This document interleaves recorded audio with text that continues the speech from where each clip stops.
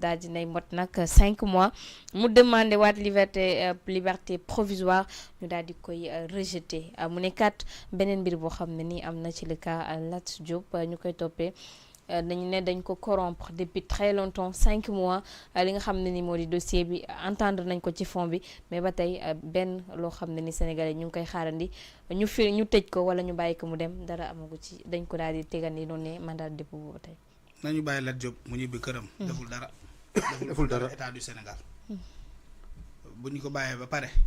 woo Farba Ngom ne ko ñoo ngi jéggalu surtout notre magistrature nañu am fulla am fayda ne ko Farba defoo dara ñibbil sa kër. parce que être riche dans ce pays là ça ne doit pas être un crime ça ne doit pas être un délit. Et l'État doit travailler à donner aux Sénégalais le courage de travailler et de gagner leur vie sans compter sur l'État. Pour ma ñëwaat ci mbirum Lat Diop bi. dafa am luy xew fii ndaag.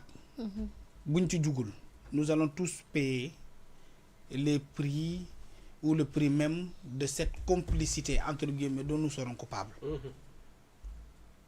Parce que réew mi la ndaag boo ma ko permettre. Bien sûr.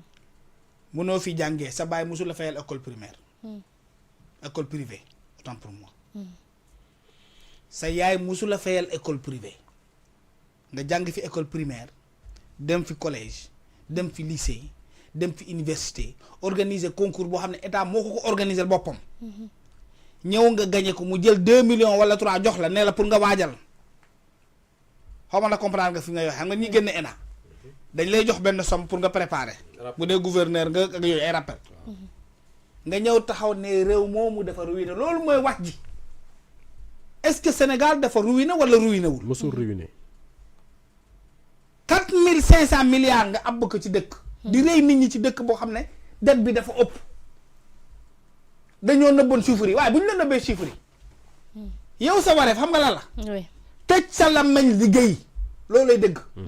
loolu la leen Macky Sall la wax. taisez-vous et travaillez. Vous êtes en train de peindre un tableau noir qui n'est pas vrai et qui ne se reflète pas sur vous. El Mali xoolal lex yi nuñ toll. verre bu mu sol mu damm ndax kanam gu rëy. mais sérieux Ousmane Sonko xoolal bopp bi ni mu toll. ba xam ne yëpp koppati yëpp da koy forcer léegi pour mu sol ko. dëkk boobu dafa nekk en ruine. Assemblée nationale ñaata voiture la ñuy jëndal seen député. dafa nekk en ruine. chaque jour benn yére la ñuy sol sensé ko xaalis boo xam ne ci dette bi la jógee ci bor bi. loolu dëkk ba nekk en ruine la. primature ki démb rek la xam nga man Sonko daf ma bëgg a jaaxal. saa yi waxee ñu démentir ko. génne nañu facture auto primature yi. oui facture yi génne commande bi génne nañu ko 14 voitures. génne nañu ko laa la wax primature. lu muy wax nii dañ ma wax ne damay jënd oto bañ du dégg. oui 14. dinañ ci woote nag naa la moo tax ngay weddi Ousmane Sonko parce que loolu fenn Sénégal rek lañ ko gisee. daañu ko weddi opposant boo xam ne da ngay weddi ñu woo la ñu ne la dañ ngay weddi. daañu ko weddi de. loolu parce que dafa nekkoon fii ku waxul lu dul dëgg mu la waxoo dëgg. ku loolu moom daañu ko weddi de. yaa ngi dégg. daañu ko weddi de. le problème qui est là qui est existentiel c'est que nous avons un régime de bandits. ça. Des gens qui veulent liquider tout le monde. Et imposer à ce pays une politique qui n'est pas conforme avec notre histoire. Notre histoire, c'est une histoire démocratique. Le pouvoir du peuple par le peuple et pour le peuple. Point final. Tu es compétent, tu demeures, tu n'es pas compétent, tu dégages. Et ces gens-là, ils ne sont pas compétents. Et je m'adresse à Bassirou Diomaye Faye. Président de la République du Sénégal. Bassirou Diomaye, Ousmane Sonko joxula nguur. Yàllaay joxe nguur te na nga am fulla gu toll nii. nga jaakaarloo ak Ousmane Sonko mi nga xam ne bëggoolu le bilan parce que le bilan au soir de 2029 ce sera le bilan de Bassirou Diomaye Faye. Ce n'est pas le bilan de Ousmane Sonko. Bassirou qui pour te dire que ton premier ministre est incompétent. mais est-ce que moom xam na ko parce que. non mais xam na ko Bassirou non taxaw na mu ne moom moo am meilleur premier ministre. je vais vous dire une chose que Bassirou sait mais qui doit assumer. Bassirou sait que Ousmane Sonko n'est pas compétent. xam na ko bu baax. et je vais vous dire pourquoi. pour une énième fois. li Bassirou am Senghor amu ko woon. li Bassirou am Abdou Diouf amu ko woon. li Bassirou am Abdoulaye Wade amu ko. li Bassirou am Macky Sall mi musu ko am. Parce que tout simplement, le président de la République nomme un premier ministre pour 2 missions. le contrôle de l'action gouvernementale et la matérialisation de sa politique.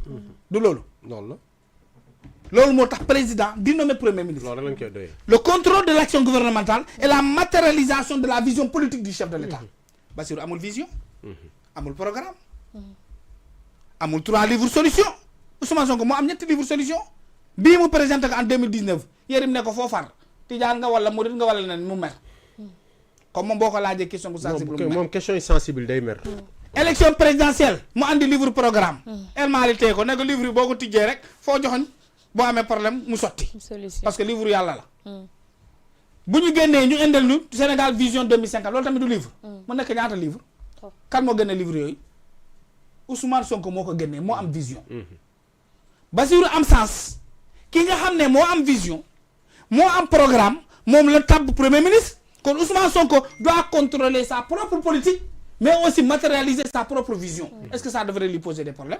Et si Ousmane Sonko a des problèmes à sortir ce Sénégal de ce gouffre qu'ils vont nous présenter, c'est qu'il ne connaît rien. Xamul dara xamul gat. Il est nul. Il est nul. Parce que tu ne peux pas avoir un programme, avoir une vision. Nous dénk sa bopp. Mais tu ne peux même pas présenter une maquette pour une école primaire. Sénégalais ñoo war a xam ne le problème du Sénégal c'est Ousmane Sonko. Bassirou Diomaye Faye da ngay dàq Ousmane Sonko. dàqu ko. Billahi boo koy dàq réew mi di neex. Parce que Sonko xamul dara. C'est le blocage. ba pare nag gis nga Bassirou ñi lay wax ne président. que Ousmane Sonko a la masse populaire. qu'il a les Sénégalais qu'il a la jeunesse du dëgg. du dëgg de gars yi bàyyi nañ ko bu yàgg. bàyyi nañ ko yàgg na. Sénégalais yi bàyyi nañ ko bu ba pare yàgg. nag Bassirou président de la République son excellence yaa yor la police yor gendarmerie yor toutes les FDS yor notre armée yor les renseignements généraux boo ko daxee bu yëngatoo jàpp ci ñu tendre ko parkat nga yóbbu ko kamba parce que ce pays là personne ne va plus jamais le déranger dañoo soxla jàmm ak salaam lii nekk fii wax ji sànq Ousmane Sonko saa yi waxee menacer les gens. Absolument. Mais est-ce que vous avez nommé Ousmane Sonko pour qu'il ne rassure pas les Sénégalais?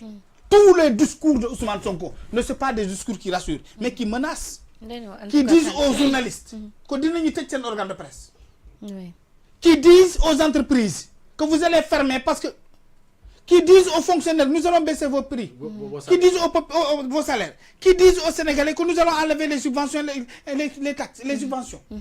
Mais lolo, il faut rassurer Nini. Un pays qui a du pétrole et du gaz.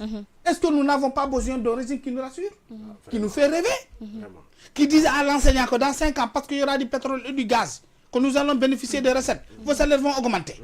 Qui disent aux Sénégalais, parce que nous avons du pétrole, nous avons du gaz, nous avons un bon programme, que la santé sera gratuite. Vraiment. Que nous allons renforcer les subventions sur le pétrole et le gaz pour que nous puissions am mais nga mën a du am lu mu tudd ventilo mën a am climatiseur sa biir kër. ñu soxla wuñu loolu dëkk ba am sa pétrole ak gaz est-ce que clim war na mën a nekk problème ci kër yi. papa yi ku fi taal clim ñu rey la ci biir kër yi parce que mënuñu fay courant. doy na waar waxal da ko dund seen kër. kan man. sa nga taal clim seen kër. man may taal clim pare sangu moom yooyu laay def man sincèrement nekk yooyu laay def de. après xam naa ne daa bokk ci ñi ñuy rey rek mais amul problème jibi ñu ñëw ci mbirum Lat Diop ba tey fayul courant. fayul courant. daf ñuy falle daf ñuy mbalee. ñun ci dëkk da ngay fali. lay mbalee. mais yàlla baax na. ah mais wala yi mbalee ci dëkk da ngay fali la. ngeen ni lan.